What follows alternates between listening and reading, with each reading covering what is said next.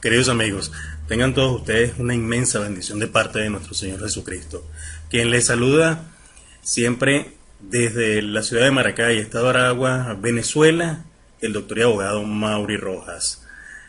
Hoy, con un aspecto de las diferentes dimensiones del saber, destacaré la política, la religión y la política internacional, estableciendo con ello una relación compleja y actual.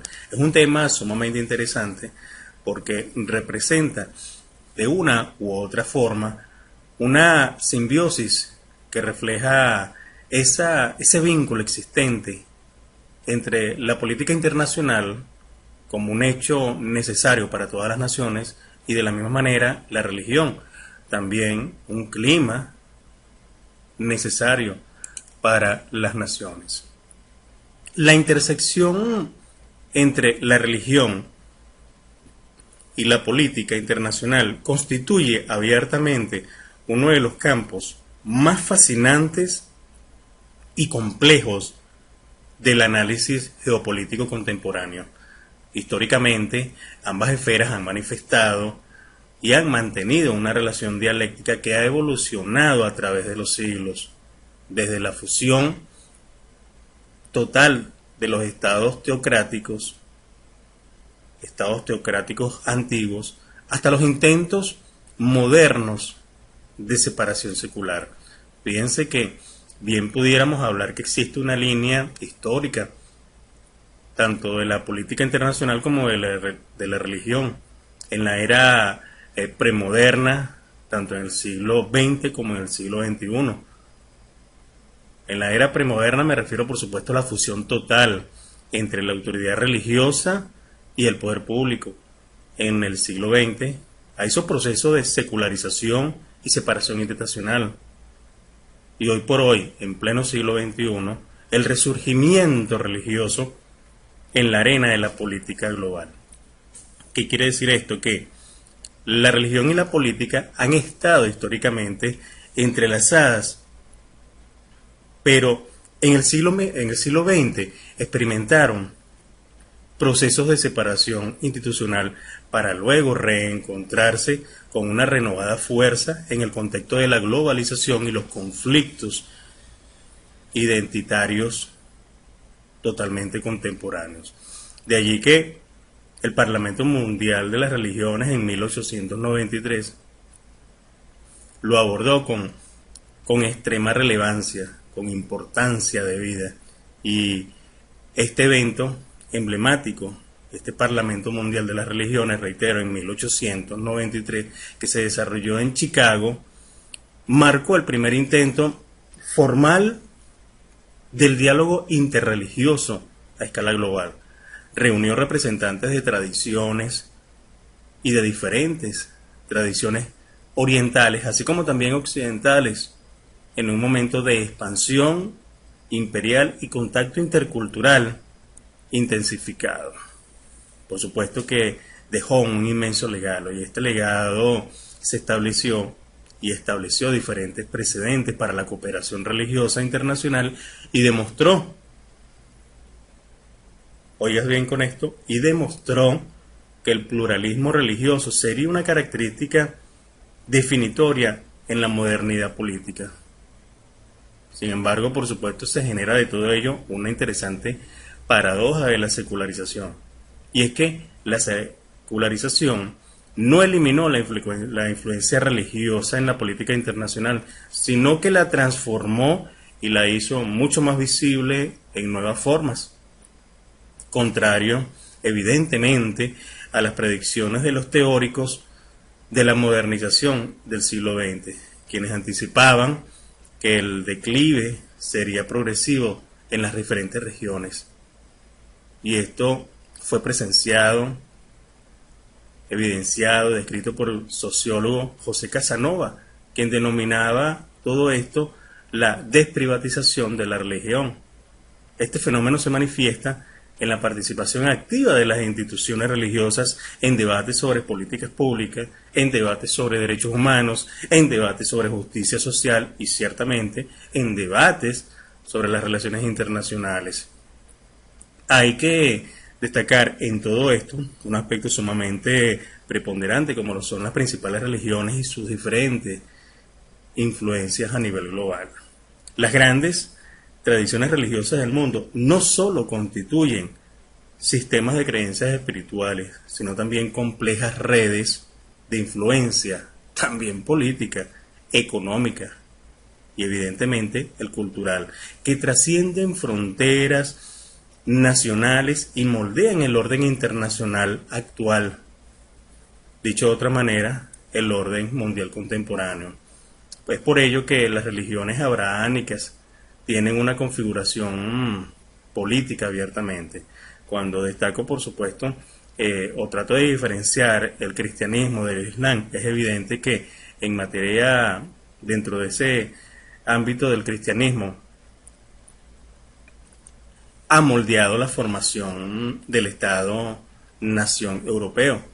La ética política occidental y los sistemas legales modernos también. Su influencia ha persistido, reitero en esto el cristianismo, su influencia ha persistido en organizaciones internacionales y en la política exterior de potencias occidentales, mientras que el Islam se define o define sistemas políticos complejos en numerosos estados, desde monarquías teocráticas hasta repúblicas islámicas.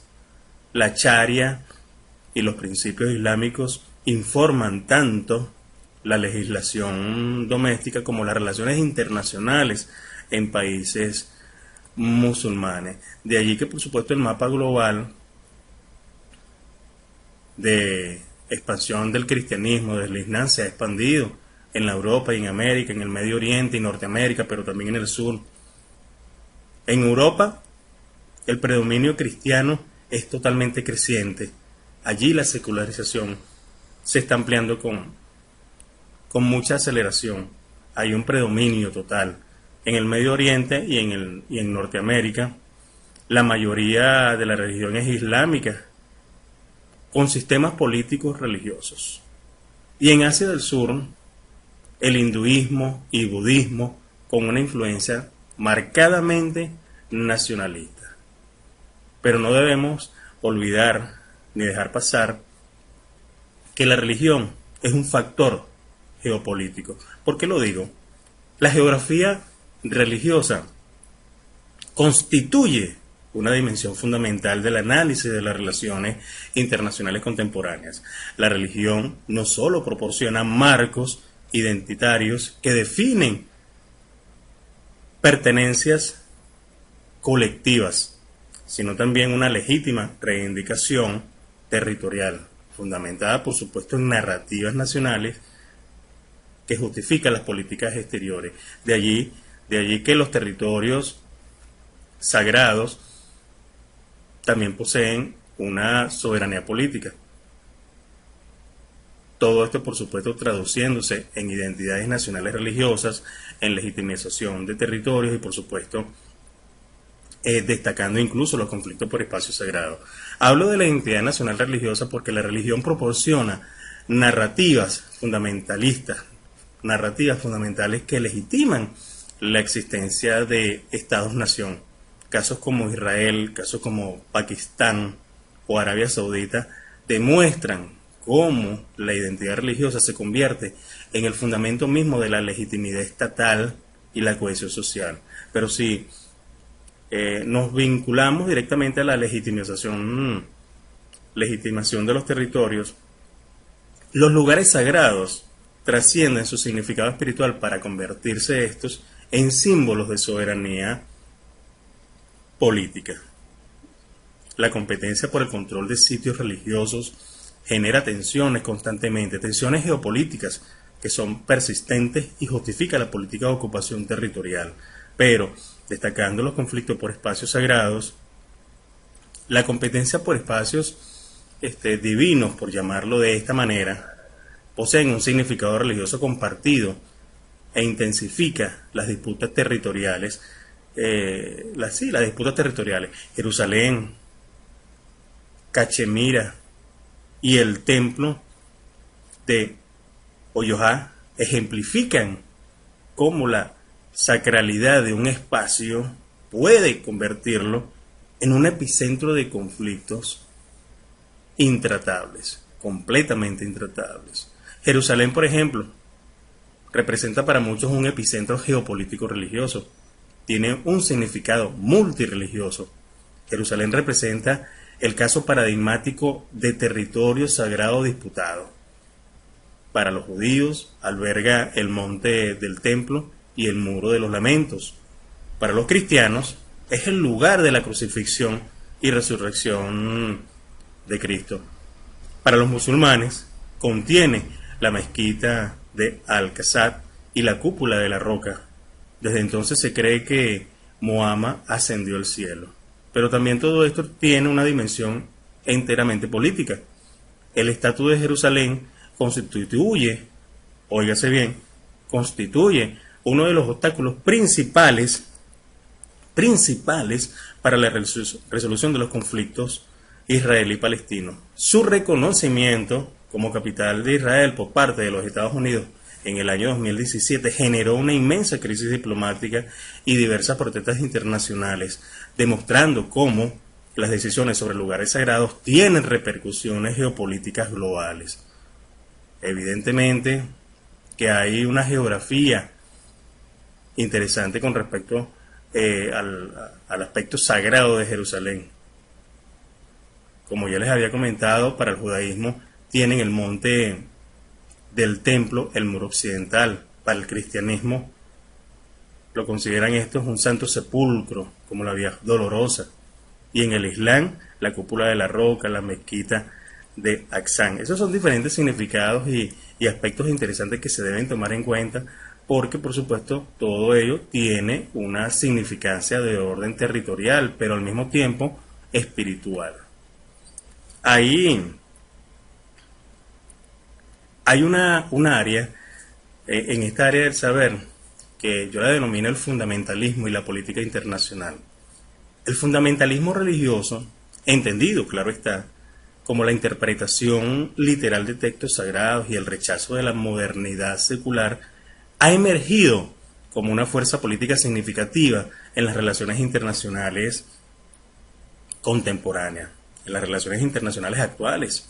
Este es un fenómeno que no se limita a una sola religión o a una sola tradición religiosa, sino que se manifiesta transversalmente en el cristianismo, en el islam, en el hinduismo y evidentemente en el judaísmo. Es por ello que existen muchísimas políticas intervencionistas y conflictos armados debido a ello. En el fundamentalismo occidental existe la cruzada contra el terrorismo. Hay intervención militar con invasiones en el Medio Oriente. Hay reacción fundamentalista. El yihadismo y el terrorismo. Hay una escalada de violencia, que es el círculo del conflicto religioso. El fundamentalismo religioso puede impulsar políticas intervencionistas y conflictos armados. Y eso es una realidad que no puede ocultarse. Pero existe de todo ello una retórica religiosa en el discurso político. George W. Bush manifestó, expresidente estadounidense, utilizó un lenguaje explícitamente religioso para enmarcar la invasión de Irak y Afganistán.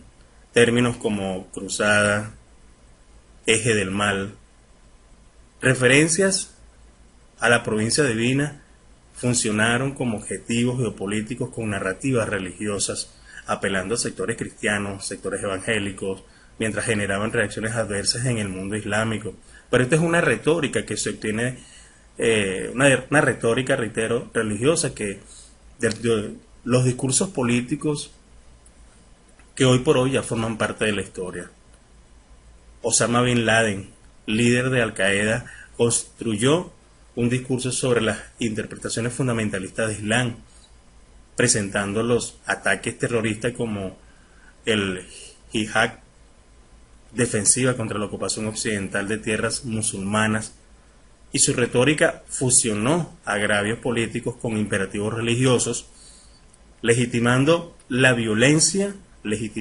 esa violencia mediante una exégesis selectiva de textos islámicos. De allí que, por supuesto, que la fusión de la religión y la política en los conflictos globales ha pasado a un tema de extrema relevancia, y es un debate dentro de la globalidad política que siempre se ha mantenido activo. Los discursos de líderes como el ya mencionado, es decir, George W. Bush, Osama Bin Laden, ejemplifican la fusión de la religión y la política en la geopolítica moderna. Ambos actores instrumentalizaron narrativas religiosas para poder movilizar apoyo, para poder justificar la violencia, para poder construir identidades colectivas antagónicas. Esto es un fenómeno que se demuestra como el fundamentalismo religioso, que trasciende, que va mucho más allá de diferencias confesionales para poder convertirse en una modalidad política caracterizada por el machianismo, por el literalismo textual y el rechazo al compromiso. Pero todo esto, por supuesto, tiene una influencia, y es la influencia de la Iglesia Católica en América Latina. La Iglesia Católica ha desempeñado un papel central en la configuración política, en la configuración social, en la configuración cultural. Todo esto en América Latina, desde la conquista española. Su influencia ha evolucionado desde el papel legitimador del orden colonial hasta su participación en movimientos de liberación social y su actual posición en debates sobre derechos civiles y políticas públicas. De allí, por supuesto, que este actor central ha sido un actor central en la formación estatal. Primeramente dentro del periodo colonial, desde 1492 hasta 1810, seguidamente estando presente en los conflictos liberales, desde 1850 hasta 1930, y por supuesto en la actualidad existen muchísimos debates sobre derechos civiles, sobre el aborto, sobre el matrimonio igualitario, entre otros. Es ahí que la Iglesia Católica ha sido un actor central en la formación de los estados latinoamericanos y en la política, reitero, en la política regional, oscilando entre posturas conservadoras de defensa del orden establecido y posiciones progresivas de defensa de los pobres y de defensa a los oprimidos. Hay tensiones entre el laicismo y el poder eclesiástico. Tensiones sobre temas de muchísimo peso, como la educación, como el matrimonio civil, como los derechos reproductivos. Hablo de la educación porque los conflictos históricos sobre esta temática, sobre la educación religiosa, claro está, en escuelas públicas existen debates sobre currículos y la enseñanza de valores. Argentina, México y Uruguay experimentaron intensos conflictos en el siglo XIX. Con respecto al matrimonio civil, la lucha por el reconocimiento del matrimonio civil versus sacramental ha sido objeto de debate. La Iglesia mantiene posiciones doctrinales que chocan directamente con las legislaciones liberales. Y en cuanto a los derechos reproductivos, bueno, hay una oposición eclesiástica a las políticas de salud sexual y reproductiva. Debates sobre el aborto, sobre la anticoncepción y educación sexual han estado presentes. El más reciente, desde el 2018 hasta el 2020, ha sido las tensiones recientes en Argentina. Hay una movilización social por la laicidad. El laicismo y la secularización han generado tensiones, muchas tensiones persistentes entre el Estado y la Iglesia, especialmente en ámbitos como la educación y el matrimonio civil. Estas tensiones reflejan debates mucho más amplios sobre la modernización, los derechos individuales y el papel de la religión en sociedades plurales. Las manifestaciones por la separación de la Iglesia en estados como Argentina, como Uruguay, como México, durante los siglos XIX, durante el siglo XX, han establecido precedentes importantísimos para el secularismo latinoamericano. De allí que, por supuesto, hoy por hoy existen nuevos movimientos religiosos y políticos.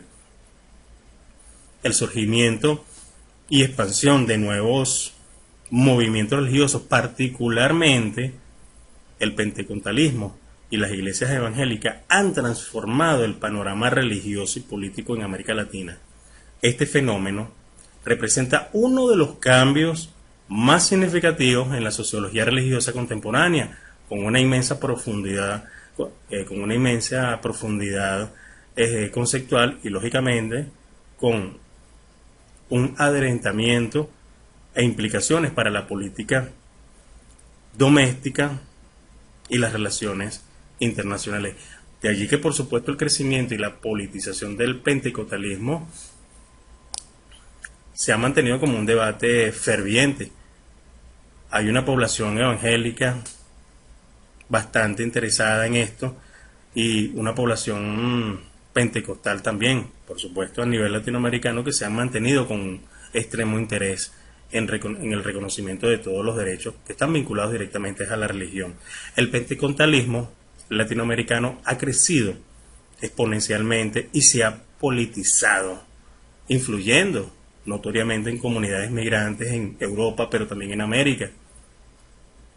Este movimiento ha pasado de ser una expresión religiosa marginal a convertirse en una fuerza política organizadora capaz de elegir presidentes y definir agendas legislativas en países como Brasil, Guatemala o El Salvador.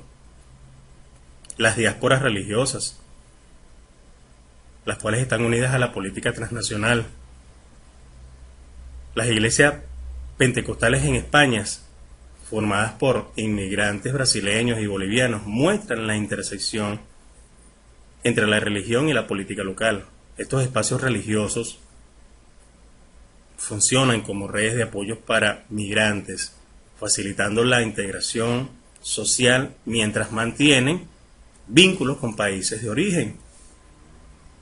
Las congregaciones transnacionales crean flujos bidireccionales de recursos, de ideas y prácticas religiosas que influyen notoriamente en las políticas migratorias y las relaciones bilaterales. Por supuesto que la comunidad pentecostés está muy presente allí. En el caso de Valladolid, es uno de los ejemplos más notorios. Las congregaciones pentecostales españolas como esta que les acabo de mencionar en Valladolid, España y Barcelona, ilustran cómo la religión opera como un vector transnacionalismo político. Estas iglesias no solo proporcionan servicios espirituales, sino también funcionan como plataformas de organización comunitaria, de defensa de los derechos de los migrantes y la movilización política, tanto en España como en países de origen. Por supuesto que la religión tiene una vestimenta enmarcada directamente en la relevancia internacional. La diplomacia religiosa ha emergido como un campo distinto de las relaciones internacionales contemporáneas. Organizaciones religiosas y líderes espirituales participan abiertamente y de forma activa en negociaciones de paz, en mediaciones de conflictos y promoción de derechos humanos, complementando, por supuesto, o desafiando la diplomacia estatal, tradicionalista o ortodoxa. Las organizaciones civiles están muy presentes en las diferentes instituciones globales, en la Unión Europea, en las Naciones Unidas, en las redes transnacionales. Las organizaciones religiosas han ganado presencia institucional en la Unión Europea, como ya lo he comentado, en organismos internacionales, influyendo en las políticas globales sobre la migración, sobre el cambio político, sobre el cambio climático, sobre los derechos humanos y el desarrollo sostenible. Esta presencia representa un reconocimiento formal de parte del papel de la religión en la gobernanza global. Entonces hay alianzas hoy por hoy, alianzas de civilizaciones y diálogos interreligiosos. Fíjense que iniciativa lanzada en el año 2005 por España y Turquía, bajo el auspicio de la Organización de las Naciones Unidas, para promover la comprensión entre culturas y las religiones, ha sido bastante aplaudida. Y esta surgió como una respuesta a la tesis del choque de civilizaciones, el choque de civilizaciones de Samuel Huntington, promoviendo el diálogo y la cooperación en lugar de un conflicto inevitable. Por ello es que hay foros, muchos foros a nivel global, que abordan esta temática, especialmente el Foro de Alianza de Civilizaciones en la ONU. La Alianza de Civilizaciones para promover el diálogo religioso, para la paz, para la cooperación internacional. Sus foros anuales reúnen a jefes de Estado, reúnen a líderes religiosos, reúnen a académicos y representantes de la sociedad civil para promover, para abordar desafíos comunes desde las perspectivas culturales y religiosas diversas. Esta iniciativa en la ONU representa un esfuerzo institucional para poder incorporar la dimensión religiosa y la diplomacia multilateral, así como también las resoluciones de conflictos. De allí que, pues, evidentemente, no deje de tomarse en cuenta ni de darse la especial atención a los conflictos religiosos y su impacto en la política global.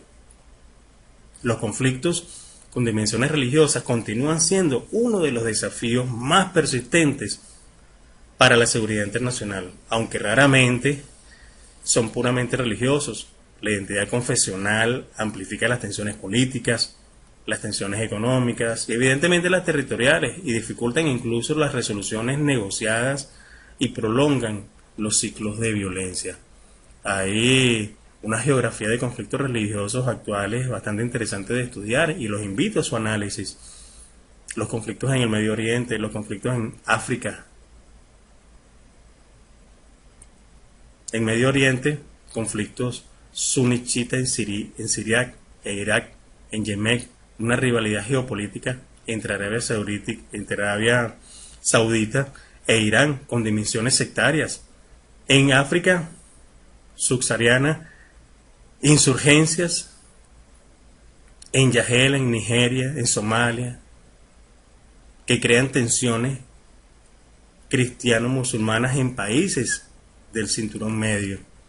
Todo esto creando dimensiones de conflicto religioso bastante delicadas, preocupantes.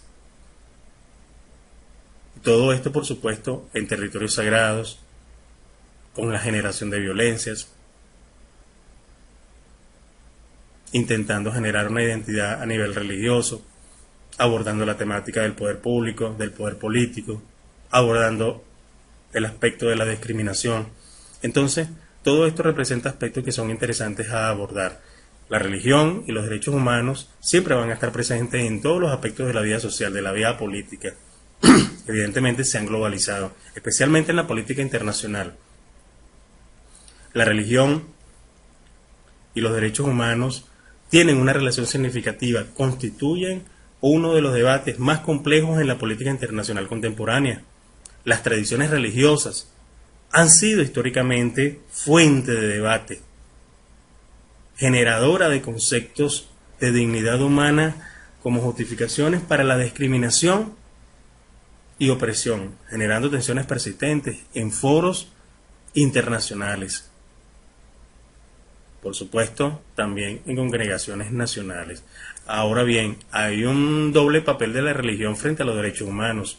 Quizás pensarán algunos, otros no lo considerarán de esa forma.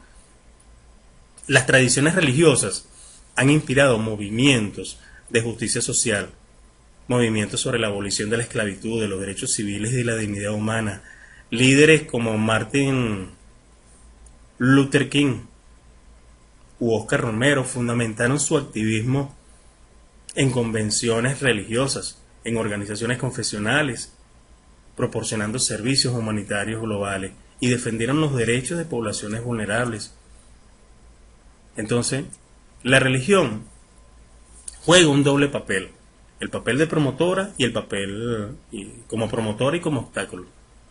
Como obstáculo, bueno, las interpretaciones religiosas conservadoras han justificado la discriminación contra mujeres, contra las personas del LGTB, las minorías religiosas y disidentes, las doctrinas sobre los roles de género, la sexualidad, la blasfemia, entran en conflicto con estándares internacionales de derechos humanos. Estados teocráticos que imponen restricciones basadas en las leyes religiosas que violan libertades fundamentales. Por supuesto que los temas centrales en debates internacionales están ubicados directamente en la libertad religiosa, en la igualdad de género, en los derechos sexuales.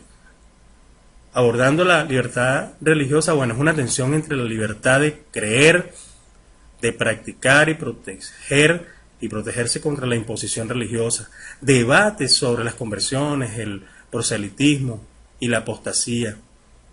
En cuanto a la identidad de género, bueno, conflictos sobre los derechos reproductivos, la participación política femeninas y tradiciones patriarcales religiosas.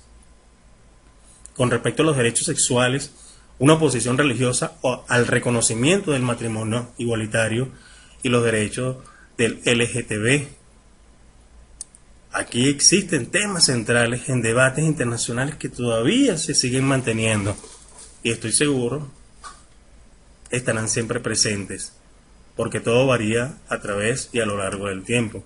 Los foros internacionales de debate, que son las congregaciones más importantes, diría yo, para poder debatir, abordar e intentar comprender de mejor manera cada una de las temáticas que ya he mencionado. Bueno, fíjense que los paneles internacionales sobre los derechos humanos y religión en organismos tales como la Organización de las Naciones Unidas, el Consejo de Europa y la Comisión Interamericana de Derechos Humanos se han convertido en espacios cruciales donde se negocian los límites entre la libertad religiosa y otros derechos fundamentales. Estos debates reflejan, sin dudar alguna, el pluralismo de perspectivas culturales y religiosas, mientras buscan establecer estándares mínimos universales de dignidad y protección. Entonces, el futuro de la relación, óigase, el futuro de la relación entre la religión y la política internacional también es un debate de interés. Y es que el futuro de la religión y la política internacional será moldeado por tendencias globales como la migración masiva, como el cambio climático, como la desigualdad económica y la transformación tecnológica. Lejos de desaparecer, la religión probablemente adquirirá nuevas formas de expresión e influencia política en el contexto de la globalización acelerada. Hay una globalización y transformación religiosa que es evidente que se está desarrollando y se presenta en la migración, la diversidad religiosa en sociedades históricamente homogéneas, en la urbanización, es decir, en las nuevas formas de comunidad religiosa en megaciudades, en la conectividad con redes transnacionales de identidad religiosa y en la negociación, nuevos marcos de convivencia pluralista. Pero no debemos olvidar que la religión también se encuentra o se materializa en el contexto digital y existe una movilización política allí, donde se registra la amplificación de los mensajes, la movilización transnacional, la polarización. Destacando la ampliación de los mensajes, bueno, las redes sociales permiten que los líderes religiosos alcancen audiencias inmensas, audiencias globales instantáneas, a través de la mediación institucional. Con respecto a la movilización transnacional, bueno, existen plataformas digitales que facilitan la organización de movimientos religiosos a través de fronteras, coordinando incluso campañas políticas y protestas. Y en torno a la polarización, algoritmos de redes sociales que pueden intensificar divisiones religiosas al crear cámaras de eco que refuerzan perspectivas sectoriales. No dejemos a un lado lo relacionado con los procesos o los flujos migratorios y el pluralismo religioso. Los patrones de migración global están redibujando el mapa geopolítico mundial.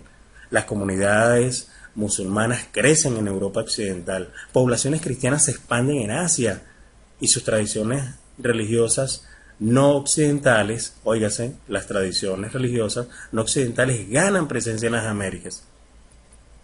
Esta redistribución geográfica tiene profundas implicaciones para las políticas de integración, para las identidades nacionales y las relaciones internacionales. De allí que, por supuesto, hay casos interesantes de estudiar, como el caso de Irán, como el caso de Israel y, por supuesto, el de los Estados Unidos.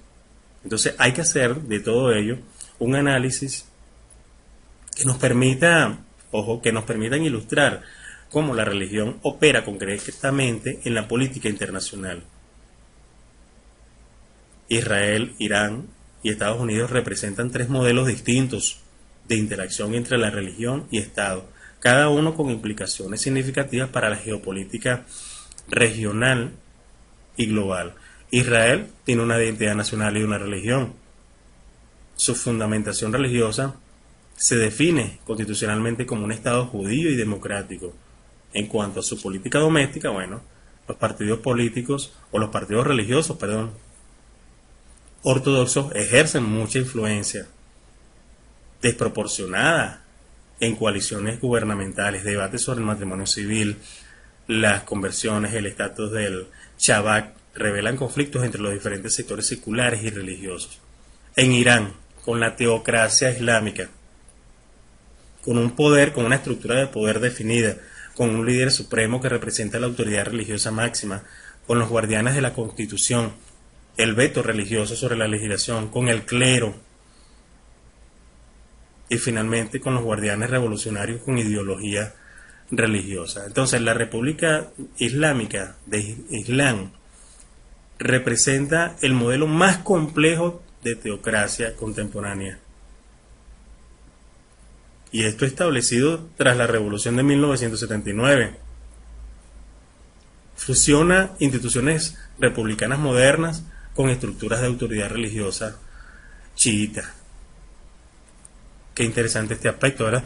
Bueno, y vinculado a los Estados Unidos, ahí existe el evangelicalismo y la política exterior. Y esto desde la década de 1970, donde existe una emergencia en la mayoría moral y politización evangélica. Entre los años 2000 a 2008, el presidente Bush utilizó una retórica religiosa en política exterior. Y en la actualidad, bueno, el nacionalismo cristiano en debates domésticos internacionales. Todo esto está presente. Entonces, son tres modelos de relación Estado-religión que son interesantes recordar siempre. Israel, Irán y los Estados Unidos. Israel, por ser un Estado-nación basado con una identidad étnico-religiosa con tensiones democráticas. En Irán, con una teocracia formal, con autoridad religiosa superior a instituciones electas. Y finalmente en los Estados Unidos, con una separación formal entre la Iglesia, Estado, con una influencia evangélica completamente significativa en la política. Hay aspectos interesantísimos que no debemos dejar pasar por un lado, que son nuestras propias conclusiones sobre la temática tratada y evidentemente las reflexiones críticas. El análisis de la relación entre la política y la religión revela que, contrario a las predicciones secularistas, la religión permanece como un factor crucial en la configuración del orden global. Su influencia es inmensamente compleja, es contradictoria incluso, pero también lo es multidimensional, operando simultáneamente como una fuente del conflicto y recursos para la paz. Hay una inmensa persistencia de la religión en la política global,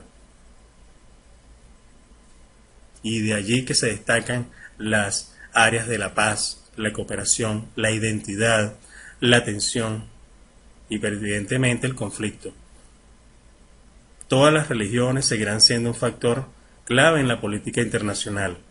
Todo esto, por supuesto, con potencial para la paz, pero también con potencial para el conflicto. Su papel dependerá de cómo los actores políticos en esta área, los líderes religiosos y las sociedades civiles gestionen las tensiones entre el particularismo religioso y el universalismo de derechos. Todo esto, por supuesto, entre identidades confesionales y la ciudadanía global. Hay muchos caminos hacia la cooperación internacional, donde se destaque la educación intercultural, el diálogo interreligioso, los marcos legales inclusivos, las alianzas estratégicas, y evidentemente estoy convencido de que vamos hacia un futuro de convivencia pluralista. La paz, óigase, la paz no es la ausencia de conflictos religiosos, sino la capacidad de gestionarlo constructivamente mediante instituciones democráticas, de diálogo sostenido y el reconocimiento mutuo de la dignidad. De la dignidad. Entonces, nuestro futuro es, visionamos un futuro de mucho provecho. Dicho esto, mis estimados colegas y escuchas, Dios me le bendiga. Me despido y espero verlos en una próxima oportunidad. Dios me le bendiga. Bendiciones.